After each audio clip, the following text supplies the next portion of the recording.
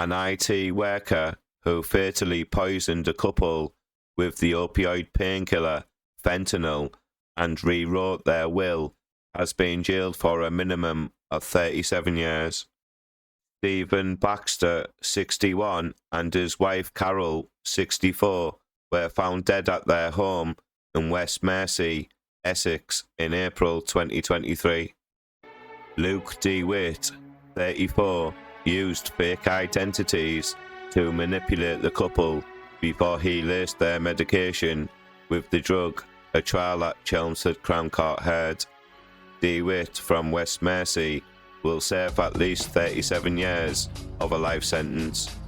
Detective Rob Kirby, the head of major crime at Essex Police, said he had absolutely no doubt that d.wit would have committed further murders had he not been caught. He said the defendant was one of the most dangerous men he had seen during his policing career. The trial heard d.wit secretly laced the Baxters' medication with fentanyl and made sure they consumed it when he visited their house in Victory Road on the 7th of April 2023. Mr. and Mrs Baxter's daughter, Ellie, found her parents dead in the conservatory when she visited 2 days later on Easter Sunday.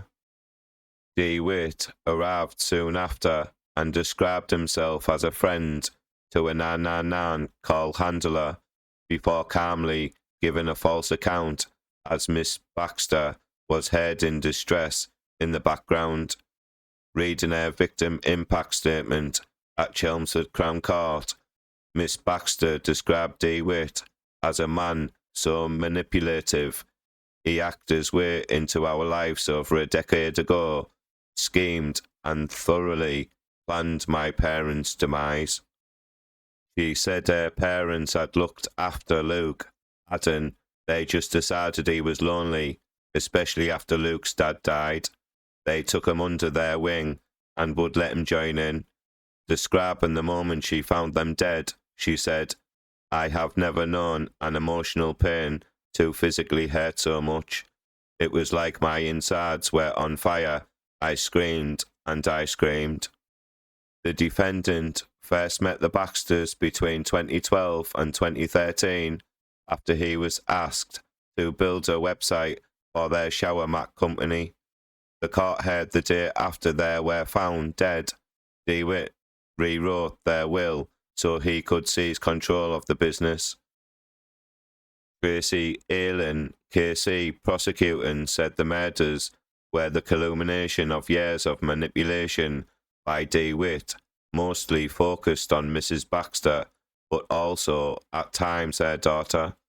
Mrs Baxter had befriended d.wit through the business and trusted him to help her manage her thyroid condition, Hashimoto's disease.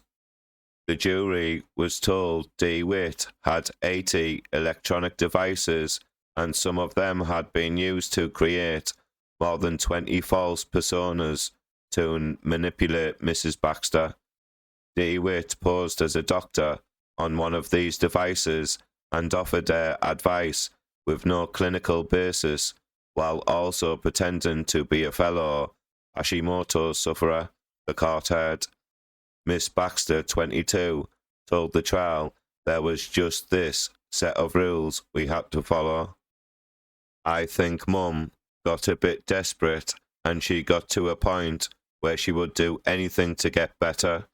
However, Miss Baxter said her parents had become irritated that d.wit was so frequently at their house in the months leading up to their deaths, and they thought the computer science graduate was nerdy and weird.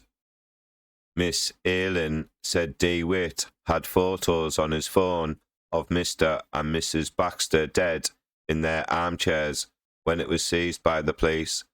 They were taken by the defendant, who had installed a mobile security surveillance application on the device, she said.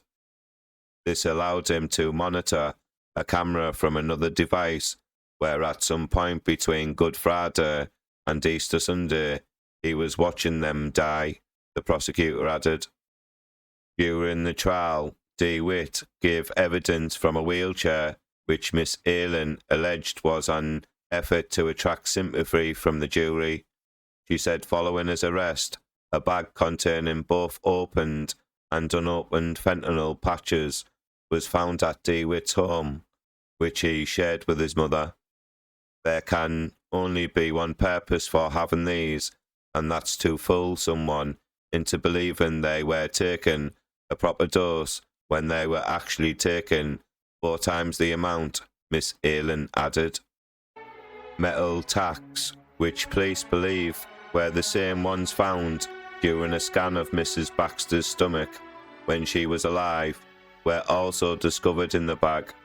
Toxicology reports later showed fentanyl was a factor in both deaths, with carbon monoxide poisoning quickly ruled out and no evidence to suggest either death had been caused by the couple themselves. During his defence, d.wit claimed the fake personalities messaging Mrs Baxter were Stephen Baxter's idea. The defendant said the actual mechanics was me, but it was instructions from Stephen. d.wit denied there was a sinister motive for the false identities and said they were used by Mr Baxter to improve his wife's health and their relationship. Please like this video, please comment, and don't forget to subscribe to my crime channel. Thank you.